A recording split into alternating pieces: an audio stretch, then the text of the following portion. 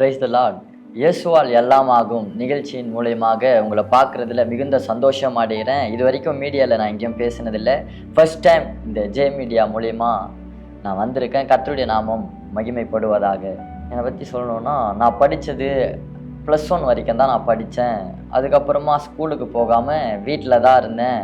வீட்டில் இருக்கும்போது பசங்க கூடலாம் சேர ஆரம்பித்தேன். அப்படி சேரும்போது குடிக்கிற பசங்க கூட சேர்ந்து போவேன். சும்மா தான் கூடலாம் போவேன். சரி, கூடலாம் வந்து அதுக்கப்புறம் குடிடான்னு பசங்க சொல்லும் போது அதை குடிக்க ஆரம்பித்தேன். குடிக்கும் போது அதுவாகவே வாழ்க்கையாகவே இருந்தது. எனக்கு வந்து அப்பா, அம்மா, எனக்கு ஒரு தங்கச்சி இருக்காங்க. ஸோ இந்த குடிப்பழக்கத்துக்கு அடிமையாயிட்டு வீட்டுக்கு நான் வரும்போதே எப்படி வருவேன்னா, அதிகமாக இந்த போதையில் தான் வருவேன். எங்கள் வீட்டு ஆளுங்க என்னை தெளிவாக பார்க்குறதே ரொம்ப கஷ்டமான ஒரு விஷயம். காலையில் எழுந்துக்கும் போதே தெளிவாக பார்ப்பாங்க. நான் வெளியே போயிட்டு வரும்போதே போதையில் தான் வருவேன். எங்கள் ஊர் ஆளுங்களாம் என்னை சபிப்பாங்க. எதுக்கு இருக்கான்னு தெரியலையே, இவன் ஊருக்கு பாரமாக இருக்கான், இவன் இருக்கிறத ஒன்று இல்லாமல் போகிறதும் ஒன்று அப்படின்னு சபிப்பாங்க. லூக்கா 13வது அதிகாரத்தில் ஒரு சம்பவம் இருக்குது. ஒரு மரத்தை பற்றி சொல்லுவார். இந்த மரம் இருக்கிறதும் வேஸ்ட்டு, இது நிலத்தையும் கெடுக்குது. ஸோ அப்படி தான் என்னுடைய வாழ்க்கையாக இருந்தது. நானும் ஒன்றுத்துக்கும் உதவாத ஒரு வேஸ்ட்டு ஃபுல்லவாக இருந்தேன். எங்கள் ஊரில் இருக்கிற பசங்களையுமே நான் கெடுப்பேன். இதுதான் என்னுடைய வாழ்க்கையாகவே இருந்தது. தெளிவாகவே இருக்க மாட்டேன். ஒரு குறிப்பிட்ட காலம் போனதுக்கப்புறமா இந்த கஞ்சாவுமே யூஸ் பண்ண ஆரம்பித்தேன். இந்த கஞ்சா இருந்தால் தான் என்னுடைய வாழ்க்கை அப்படின்ற மாதிரி ஒரு அளவுக்கு நான் வந்துட்டேன். அது இல்லைன்னா பைத்தியம் பிடிக்கிற மாதிரி நம்ம நார்மலாகவே குடிக்கிறவங்களாம் பார்ப்போன்னா அப்படி தான் இருப்பாங்க. அது குடிக்கலைன்னா அவங்களுக்கு முடியாது, தலையை பிச்சுக்கிறது போல் ஆகும். அப்படி தான் என்னுடைய வாழ்க்கையுமாகவே இருந்தது. தலையை பிச்சுக்கிற ஒரு சூழ்நிலை. ரொம்ப கஷ்டப்பட்டாங்க எங்கள் வீட்டில். என் கடை பக்கமாக போயிட்டு வந்தாலே எங்கள் ஊர் ஆளுங்களாம் ஒரு மாதிரி பேசுவாங்களாம். ஏன் உன் பையனையா தேடிட்டு வர, அவன் எங்கேயாச்சும் குடிச்சிட்டு பத்துட்டு இருப்பான், இல்லைனா எங்கன்னா கஞ்சா வச்சுட்டு இருப்பான், அவனுக்கு தெரியும் போது அவன் வீட்டுக்கு வருவான், நீங்கள் தேடாதீங்க அப்படின்லாம் சொல்லி அனுப்புவாங்கண்ணா. எங்கள் அம்மா இதெல்லாம் வருத்தத்தோடு சொல்லுவாங்க. இந்த மாதிரிலாம் ஊரில் பேசுகிறாங்க, ஊரில் இருக்கவே முடியல, இருக்கணுமா வேணாவான்ற மாதிரிலாம் நிறைய பேசுவாங்க. எங்கள் அம்மா இன்னைக்கு வரைக்குமே நொண்டி தான் நடக்கிறாங்க. எங்கள் அம்மா நொண்டி நடக்க நான் ஒரு காரணமாக இருக்கேன். ஏதோ ஒரு காரணத்தினால எங்கள் அம்மாவை நான் ரோட்டில் மடக்கினாங்கன்றதுக்காக கீழே தள்ளி ரோட்லேயே எல்லோரும் முன்னாடியும் அவங்க காலில் நான் எட்டி உதைச்சி அவங்க காலில் ஜவ்வாக இருந்து இன்னைக்கு வரைக்குமே எங்கள் அம்மா நொண்டி தான் நடக்கிறாங்க. ஸோ நான் மாறிட்டேன்னு நான் சொன்னாலும் மனம் திரும்புகிற ஒரு பாவி நிமித்தம் பரலோக ராஜ்யத்தில் மிகுந்த சந்தோஷம் உண்டாகுன்னு பைபிளில் ஒரு வசனம் இருக்கும். பரலோக ராஜ்யத்தில் மிகுந்த சந்தோஷம் உண்டாயிருக்கும் தான். ஆனால் எனக்குள்ள ஒரு மன கஷ்டம். ஸோ இன்னைக்கு நம்ம அம்மா நொண்டி நடக்க நம்ம ஒரு காரணமாக இருந்துட்டோமே. எங்கள் அம்மா நொண்டி நடக்க இன்றைக்கும் நான் ஒரு காரணமாக இருக்கேன். எங்கள் அப்பாலாம் நான் அடித்ததுனால கண்ணாண்டெல்லாம் கருத்து வெளியே போக முடியாமல் வீட்டிலே இருந்திருக்கிறாரு. பையன் அடிச்சிட்டேன்னு சொன்னால் அதை விட அசிங்கம் வேறு எதுவுமே இல்லை. நான் திருநெல்வேலி மீட்டிங் போகும்போது அப்போ ஒரு பையன் என்கிட்ட பேசணும்னு சொல்லும்போது தனியாக ஒரு ரூமில் விடுறாங்க. அப்போ பேசும்போது அந்த பையன் வந்து என்கிட்ட அழுதான். ஏன்ப்பா அழுகுற அப்படின்னு சொல்லும்போது அப்போ ஒரு வார்த்தை சொன்னால், நான் பசங்க கூடலாம் சேர்றேன்னு எங்கள் அப்பா வந்து என்னை ரோட்டில் ஒரு மாதிரி பேசுனதுக்காக நான் எங்கள் அப்பாவை அடிச்சிட்டேன், எங்கள் அப்பா மருந்து சாப்பிட்டு செத்துட்டார் இன்னைக்கு எங்கள் அப்பா இல்லைன்னு சொல்லும்போது ரொம்ப கவலையாக இருந்தது. ஏன் இதை சொல்ல வந்தேன்னா, ஒரு பையன்கிட்ட அடி வாங்கி ஒரு அப்பா இருப்பாருன்னா அது அதை விட அசிங்கம் எதுவுமே இல்லை. யாராச்சும் கேட்பாங்கல்ல, என்னப்பா கண்ணாண்டா ஆச்சுன்னா என் பையன் தான் அடிச்சிட்டான்னு எங்கள் அப்பாவால் சொல்ல முடியுமா? அப்படி சொல்லுவார்னா அதை விட அசிங்கம் வேறு எதுவுமே இல்லை. அதுக்காக அவர் வெளியே போகாமல் வீட்டிலே இருந்திருக்கிறாரு. ரொம்ப கஷ்டத்தை கொடுத்த ஒரு வாலிப மகன் தான் நான். என்னை பெற்றதுக்காக நைட்டில் சரியான தூக்கம் இல்லை. இன்றைக்கி வரைக்குமே எங்கள் அம்மா தூங்குறதுக்காக நைட்டில் சாப்பிட்டதுக்கு அப்புறமா டேப்லெட் போட்டு தான் தூங்குறாங்க. அவங்க தூங்கணுன்றதுக்காக. என்னை பெற்றதுக்காக சரியான தூக்கமே இல்லை. ஏன்னா நான் அதிகமாக வீட்டில் தூங்கினதை விட எங்கள் ஊர் சுடுகாட்டுங்களில் இந்த முள்ளு காட்டுங்களில் தூங்குனது தான் அதிகம். என்னை தேடிட்டு என் பின்னாடி வர்றதுக்கே அவங்களுக்கு அந்த ராத்திரி சரியாக இருக்கும். நிறைய டைம் நான் இருக்கிற இடத்துல இருந்துலாம் ஃபோன் பண்ணுவேன். நான் எங்கன்னா சுடுகாட்லேயோ இல்லை முள்ளு காட்டிலே இருந்து நைட்டில் கால் பண்ணுவேன். அம்மா இந்த இடத்துல தான்மா இருக்கேன்னா அந்த நைட்டில் எங்கள் அம்மா வந்து என்கிட்ட பெட்ஷீட்லாம் கொடுத்துட்டு போவாங்க. ஸோ அதனால் அவங்களுக்கு சரியான தூக்கமே இல்லை. ஏன்னா நைட்டில் நான் வீட்டுக்கு வர மாட்டேன்ல, என்னை தேடுறதே அவனுக்கு சரியாக இருக்கும். இதுதான் வாழ்க்கையாகவே இருந்தது. ஸ்டேஷன், ஜெயில், இன்றைக்கி வரைக்குமே நான் கோர்ட்டுக்கெலாம் போயிட்டுருக்கிறேன். ஸ்டேஷன், ஜெயில் தான் வாழ்க்கையாகவே இருந்தது. எங்களுக்கு வந்து சோழவரம் அதுதான் எங்கள் லிமிட். ஸ்டேஷன் அதுதான். அந்த ஸ்டேஷனில் என்ன ராட்டினெல்லாம் ஏற்றிருக்கிறாங்க. ஸோ இதை சொல்லணுன்னு விருப்பப்படுறேன். ராட்டினம் எப்படி ஏற்றுவாங்கன்னா, இந்த 2 கையை பின்னாடி டவுலில் போட்டு கட்டிடுவாங்க. டவுலில் கட்டிட்டு அந்த டவுலில் கயிறை போட்டு கட்டி மேலே சக்கரம் இருக்கும், அந்த சக்கரத்தில் போட்டு இழுப்பாங்க. இழுக்கும் போது இந்த 2 கை ஃபஸ்ட்டு மேலே ஏறும், பேக் சைடில் தான் மேலே ஏறும். மேலே ஏறும் போது முன்னாடி பக்கமாக ஷோல்டரில் கையை வச்சு அப்படியே தூக்குவாங்க. தூக்கும் போது இந்த 2 கை ஃபஸ்ட்டு மேலே ஏறும், அதுக்கப்புறமா தான் உடம்பே மேலே ஏறும். ஏறும் போது நம்மளால் தாங்க முடியாமல் கத்துவோன்னா இந்த பெஞ்சை தள்ளுவாங்க. தள்ளும் போது நம்ம கட்டை விரல் மட்டும்தான் அதில் படுறது போல் இருக்கும். அதில் நம்ம நிற்க முடியாமல் சுற்றுவோம், தாங்க முடியாது, என்னால் தாங்க முடியாமல் கத்தி இருக்கிறேன், இறக்கி விட்டுருங்கன்னு இறக்கி விடாமல் அதுக்கப்புறம் அவங்களே ஒரு டைம் வச்சு இறக்கி விட்டு கையை தூக்க சொல்லுவாங்க. கையை தூக்க முடியாது, ஏன்னா கை லாக் ஆகிட்டுரும். அதுக்கப்புறம் அந்த போலீஸே கையை பிடிச்சி கையை தூக்கி விட்டு அப்புறம் தான் கை ஃப்ரீயாச்சு. காலெல்லாம் ஓப்பன் போட்டு காலெல்லாமே கிழிச்சிருக்கிறாங்க. இதுதான் என்னுடைய வாழ்க்கையாகவே இருந்தது. இதுலேருந்து வெளியே வர முடியாத ஒரு கன்னியாகவே இருந்தது. அது வெளியே வர முடியாது. சில நேரத்தில் இந்த வீடியோவை பார்க்குறவங்களுக்கு நான் ஒரு வசனத்தை சொல்லணும்னு விருப்பப்படுறேன். லோத்து தூரத்தில் இருந்து சோதம் குமாராவை பார்ப்பார். எப்படி பார்ப்பார்னா, கர்த்தருடைய தோட்டத்தை போல் பார்ப்பார். உள்ளே போன லோத்துவால் திருப்பி வெளியே வரவே முடியாது. 13வது அதிகாரத்தில் உள்ளே போவார். 18வது அதிகாரத்தில் ஆபிரகாமை பார்த்து சொல்லுவார், சோதம் குமாராவை நான் அழிக்க போகிறேன்னு. 19வது அதிகாரத்தில் லோத்தை பார்த்தும் போய் சொல்லுவார், நான் இந்த பட்டணத்தை அழிக்க போகிறேன்ப்பா, நீ இதிலேருந்து வெளியே வான்னு சொல்லும் போது லோத்துவால் வெளியே வரவே முடியல. தேவதூதர்கள் வந்து சொல்லியும் லோத்துவால் வெளியே வர முடியல. ஆதியாகமம் 19:16வது வசனத்தில் நீங்கள் பார்ப்பீங்கன்னா, லோத்து தாமதித்து கொண்டிருக்கும் போதுன்னு சொல்லுவோம். அதை சொல்லிட்டாங்கல்ல, பட்டணத்தை அழிக்க போகிறேன்னு தேவதூதர்கள் சொல்லியும் வெளியே வரணும்ல, வெளியே வர முடியாத ஒரு கன்னி. வசனம் அந்த இடத்துல சொல்லும், லோத்து கையை பிடித்து வெளியே கொண்டு வந்து தேவதூதர்கள் விட்டார்கள்னு இருக்கும். நான் விசுவாசிக்கிறேன், என்னையும் அந்த இயேசுவின் கரம் தான் வெளியே கொண்டு வந்து விட்டுச்சு. என்னால் வெளியே வர முடியலை. இதெல்லாம் இருக்கும்போது எங்களுக்குள்ளவே பசங்களுக்குள்ளே இந்த கஞ்சா விஷயத்தில் கொஞ்சம் சண்டையாயிட்டு நாங்கள் ஒரு இடத்துல குடிக்கும் போது நாங்கள் ஒரு பையனை பார்த்து சொல்லிட்டோம், இதுக்கப்புறம் நம்ம இருக்கிற இடத்துல இந்த பையன் வரக்கூடாதுன்னு நாங்களாவே பேசிக்கிட்டோம். அப்படி பேசிக்கும் போது ஒரு நாள் ஒரு இடத்துல நாங்கள் குடிக்கும் போது அப்போ குடிச்சிட்டேன், கஞ்சாவும் அடிச்சுட்டு புருவன்டேன் அப்படின்னு ஒரு மாத்திரையை சொல்லுவாங்க. அந்த மாத்திரையுமே போட்டுட்டு என்னால் அந்த போதை தாங்க முடியாமல் நான் போட்டிருந்த ஷர்ட்டை கழட்டி கீழே படுத்துட்டேன். அப்போ நாங்கள் யாரை சேர்க்கக்கூடாதுன்னு சொன்னோமோ அந்த பையனுடைய சத்தம் கேட்குது, காதில் கேட்குது. அந்த போதையில் எழுந்து நான் குஷ்டு போட்ட பாட்டிலை எடுத்துகிட்டு அவன் தலையில் அடிச்சிட்டேன். அடிக்கும் போது அவன் போய் பக்கத்து ஏரியா பசங்களாம் கூப்பிட்டுட்டு நான் இருக்கிற இடத்துல என்னை அடிக்கணும்னு வந்தான். அந்த இடத்துலேருந்து நாங்கள் ஓட ஆரம்பிச்சிட்டோம். ஓடும் போது என் கூட இருந்த பசங்க மாட்டிட்டானுங்க, ஒரு 2 பேர் மாட்டிட்டானுங்க. அவங்களுக்கு அடி விழுந்துச்சு. நாங்கள் நைட்டு ஒரு மணி இருக்கும், நாங்கள் செட் பண்ணுறோம், நம்மளை வந்து இருக்கிற இடத்துல வந்து அடிச்சுட்டு போயிட்டாங்க, நம்ம ஏறி அவங்க வீட்டில் யாருன்னா அடிப்போமா அப்படின்னு நாங்கள் செட் பண்ணிக்கிட்டு நைட்டு ஒரு மணிக்கு போய் அந்த பையன் வீட்டில் போய் கதவை தட்டுறோம். கதவை தட்டும் போது அவன் வீட்டுக்கு வரல. அவங்க வீட்டில் இருந்து அவங்க அம்மா, அவங்க அப்பா, அவங்க அண்ணன் 3 பேரும் வந்து இல்லைப்பா என்னப்பா விஷயம்னு கேட்டாங்க.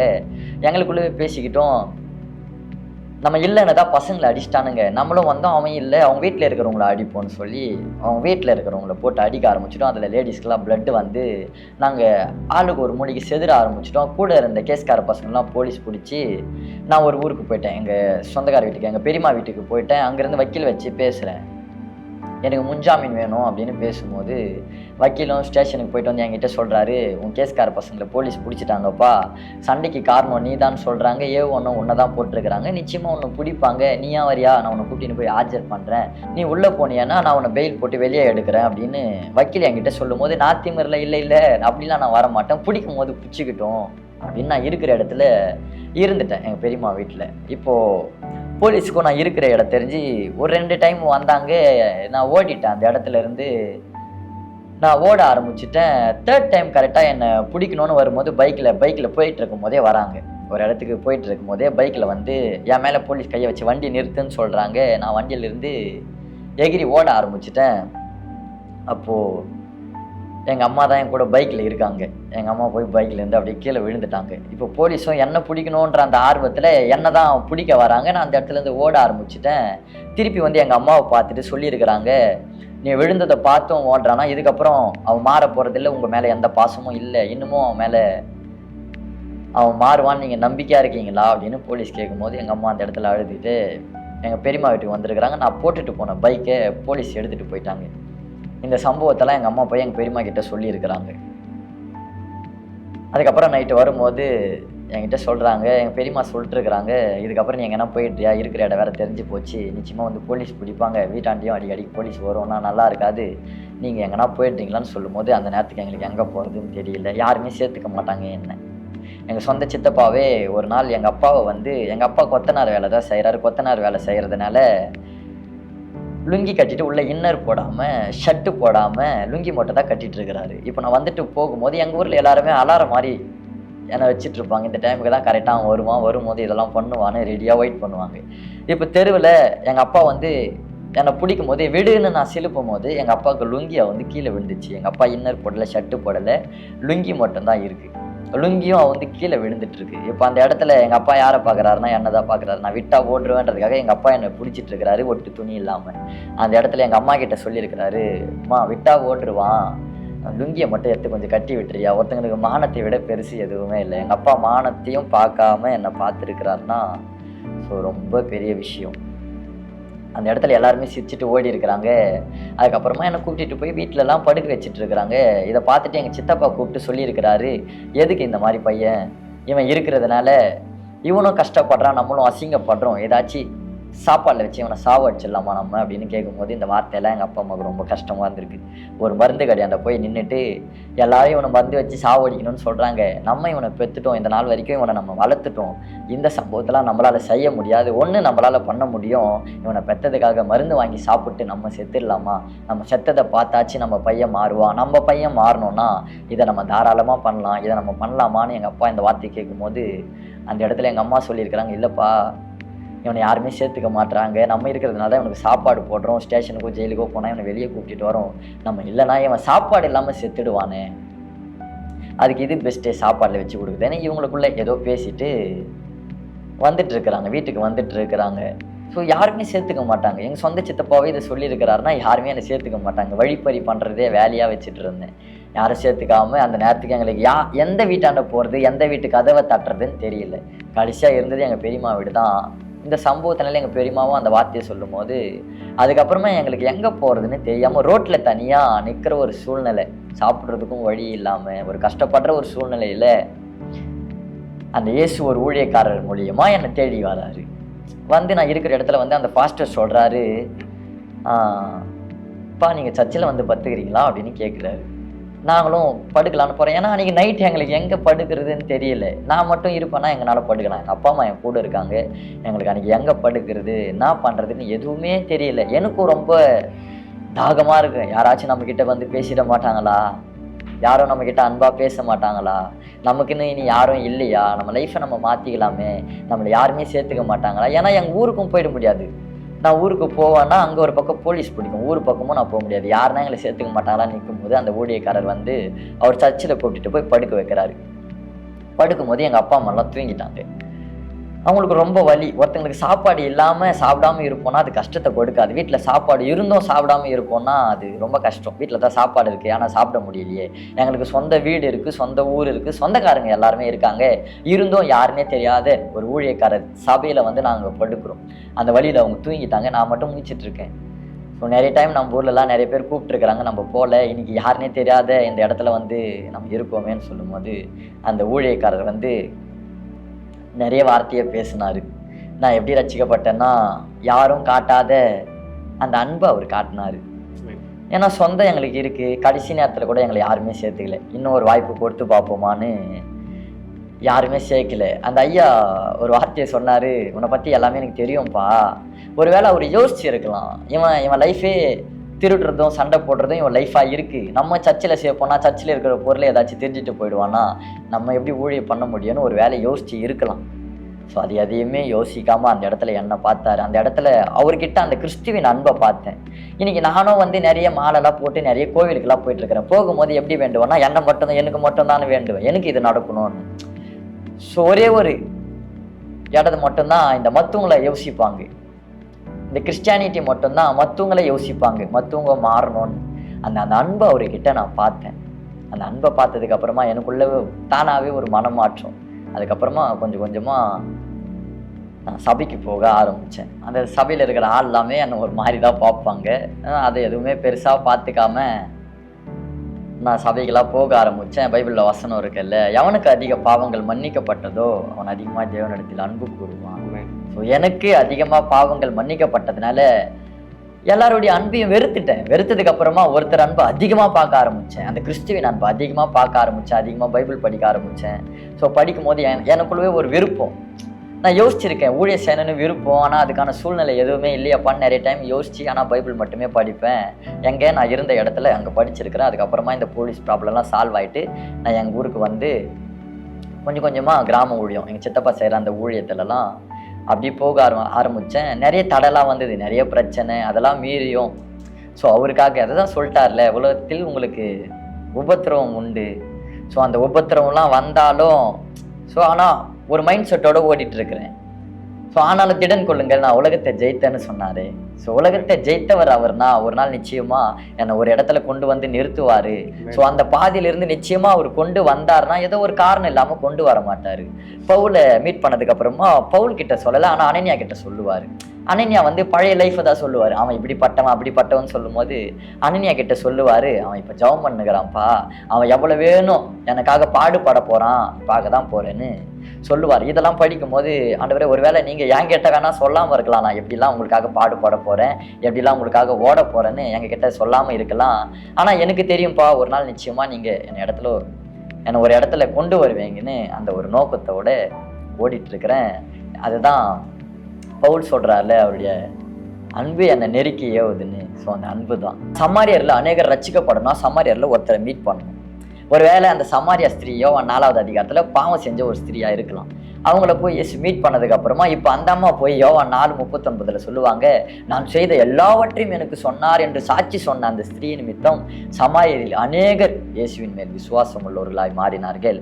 இந்த அம்மா ஒரு பாவத்தில் இருந்த ஒருத்தவங்க தான். ஆனால் அந்த இடத்துல இருந்து வெளியே வந்து அந்த மேசியாவை நான் பார்த்தேன், இயேசுவை பார்த்தேன், என் வாழ்க்கையில் இருந்ததெல்லாம் சொன்னார், எனக்கு செஞ்சார் அப்படின்னு சொல்லும் போது அவங்க அதை ஏற்றுக்கினாங்க. ஏன் ஏற்றுக்கினாங்கன்னா, அந்த இடத்துல இருந்து அந்த ஃபீல்டில் இருந்து வந்த ஒரு அம்மா தான் இந்த சமாரியா ஸ்திரீ. நான் சொல்கிறதையும் ஏற்றுக்கிறாங்க. ஏன்னா அந்த இடத்துல இருந்து நம்ம வந்ததுனால அதை ஏற்றுக்கினு தான் ஆகணும். ஏற்றுக்கிறாங்க, நிறைய பேர் ஏற்றுக்கிறாங்க. என்கிட்ட நிறைய வாலிப பசங்களும் கவுன்சிலிங்லாம் கேட்குறாங்க. நானும் சொல்லிட்டு தான் இருக்கேன். மீட்டிங்காக போகும்போது கிட்ட போய் பைக்கில் இருந்து விழுந்துட்டேன். அது முழுக்க முழுக்க கஞ்சா பழக்கத்துக்கு அடிமையாக இருக்கிற ஒரு ஊர் அது. ஸோ அந்த ஊருக்கு போகும்போது கிட்ட போய் பைக்கில் இருந்து விழுந்துட்டேன். அதில் பிளட்டு வந்து கொஞ்சம் கேரா ஆகிட்டேன். அப்போது வீட்டுக்கு போகலாமான்னு எனக்குள்ளே யோசிக்கும் போது ஆவியானவர் பேசுகிறது நல்லா ஃபீல் ஆகுது. இந்த லேகியோன் பிடிச்ச அந்த பிசாசு அவனை மீட் பண்ணுறதுக்காக இயேசு சொல்லுவார், அக்கறைக்கு போகலாமா அப்படின்னு சொல்லுவார். போகணுன்னு படகுல ஏறும்போது பெரிய ஒரு பிரச்சனை வந்துடும். அந்த பிரச்சனையெல்லாம் தாண்டி அக்கறைக்கு போய் அந்த பிசாசு பிடியில் இருந்த அந்த வாலிப மகனை ரட்சிப்பின் பாதையில் நடத்துவார். ஸோ ஊழியனா நிச்சயமாக தடை வரும். இந்த தடை வருதுன்னா ஏதோ ஒரு பாவ பழக்கத்தில் இருந்த ஏதோ ஒரு வாலிப மகன் விடுதலையாக போகிறான்றது அந்த ஆவியானவரால் நல்லா நடத்தப்பட்ட அந்த இடத்துல போய் பிளட்டோட தான் நான் பிரசங்கம் பண்ணியிருப்பேன். அந்த இடத்துல எல்லாருமே ஆச்சரியமாக பார்த்தாங்க, எப்படி இதெல்லாம் முடியும், பைக்கில் இருந்து விழுந்துட்டு நடக்கவே முடியலையே, என்னால் ஸ்டேஜில் ஏறவே முடியலையே, நொண்டி தான் நடக்கிறேன், ஃபேண்ட்டெல்லாம் கிழிஞ்சு போயிருக்கு. அப்படியே போய் அந்த இடத்துல நிற்கிறேன். அந்த இடத்துல நிற்கும் போது நானும் பிரசங்கம் பண்ணிட்டு கீழே இறங்கி வந்துட்டேன். எல்லாரையுமே அது உற்சாகப்படுத்துச்சு. இப்படி அடிபட்டு ஒருத்தனால வந்து ஆண்டவருக்காக ஊழியம் செய்ய முடியும்னா நம்மளால ஏன் செய்ய முடியாது அப்படின்ற கேள்வி எல்லாருக்குள்ளேயுமே வர ஆரம்பிச்சுது. அதுக்கப்புறம் வரும்போது தான் ஹாஸ்பிட்டல்லாம் பார்த்துட்டு நான் வீட்டுக்கு வந்தேன். ஸோ அது எல்லாருக்குள்ளேயுமே அந்த வீடியோவை பார்த்துட்டு எல்லாருக்குள்ளேயுமே ஒரு உற்சாகத்தை ஏற்படுத்தக்கூடிய ஒரு காரியமாக அது இருந்தது. இன்னைக்கு வரைக்குமே இருக்குது. ஸோ வழியோட தான் இன்னைக்கு வரைக்குமே ஊழியம் செஞ்சிட்ருக்கேன். ஊழியன்னா நிச்சயமாக தடை இல்லாமல் ஊழியம் செய்ய முடியாது. 40 நாள் பாஸ்டிங் போட்டு இயேசு கிறிஸ்து வெளியே வராரு. வெளியே வரும்போது முதல்ல வானத்திலிருந்து சத்தம் வரும்னு பார்த்தா சாத்தான் வந்து சோதிக்கும்படியாக அந்த இடத்துல நிற்கிறான். பாஸ்டிங் தானே பண்ணிட்டு வந்தார், ஜபம் பண்ணிட்டு உபவாசம் பண்ணி வெளியே வரும்போது அந்த இடத்துல பிசாசு முதல்ல வந்து நிற்கிறான். இன்னைக்கு ஊழியத்தில் நம்ம காலை எடுத்து வைப்போம்னா நிச்சயமாக தடை வரும். தடையை பார்த்து நம்ம சோர்ந்து போய் நிற்கக்கூடாது. ஏன் இதை சொல்கிறேன்னா, தடைகளை உடைக்கிறவர் தான் நமக்கு முன்னாடி போகிறாரு. ஸோ நிச்சயமாக தடைகளை உடைச்சி ஒரு பெரிய அற்புதம் செய்வார். ஸோ எங்கள் ஃபேமிலியில் எல்லாருமே ரட்சிக்கப்பட்டுட்டாங்க.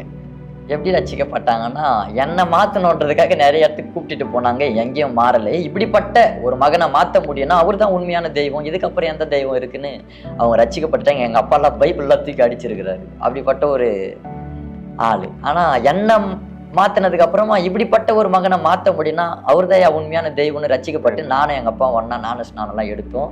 இன்னைக்கு வரைக்குமே நானே வேலைக்கு போகிறேன்னு சொன்னால் கூட எங்கள் வீட்டில் விட மாட்டுறாங்க. அவருக்காக நீ ஊழியம் செஞ்சுட்டு இப்படியே போயிடுப்பான்னு சொல்கிறாங்க. என்னுடைய ஊழியத்தில் இது வரைக்கும் போயிட்டுருக்கிறேன், நிறைய எதிர்ப்புகள் தான்.